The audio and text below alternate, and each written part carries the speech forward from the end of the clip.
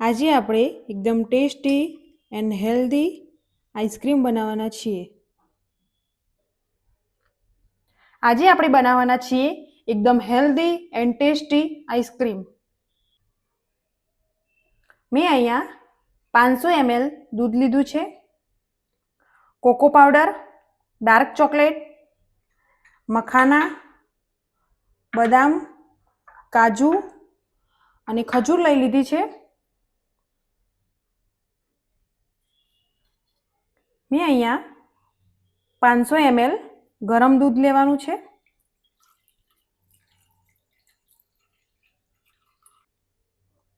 એમાં આપણે 1 વાટકી મખાના, બદામ, કાજુ, ખજૂર,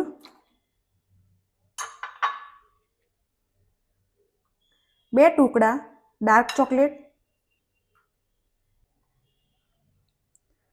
1 ચમચી કોકો પાવડર. હવે આપણે આ બધાને મિક્સ કરી લઈશું.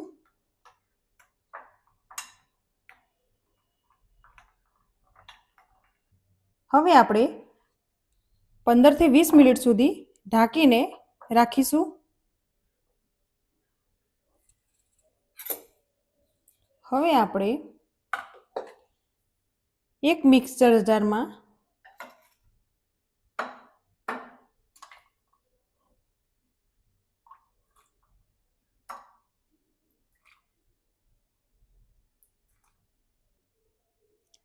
આપણે ક્રશ કરી લઈશું. આ રીતે આપણે એકદમ સ્મૂથ પીસી લેવાનું છે.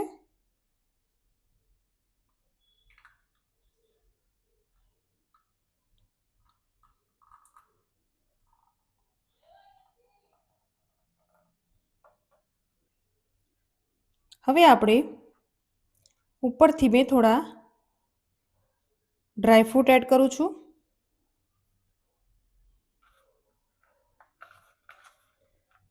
ડ્રાયફ્રૂટને મેં અહીંયા પીસી લીધા છે.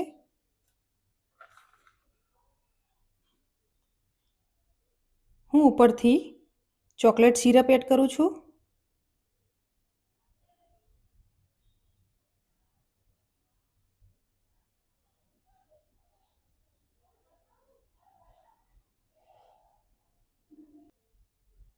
હવે આપણે આઈસ્ક્રીમને એરટાઇટ કન્ટેનરમાં આ રીતે ફ્રીઝરમાં 2 થી 3 કલાક સુધી રાખવાનું છે. હવે આપણે આઈસ્ક્રીમને લઈ લઈશું.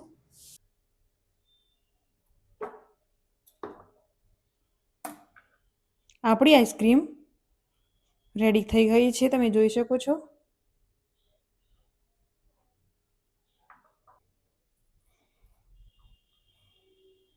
આપણી આઈસ્ક્રીમ રેડી થઈ ગઈ છે.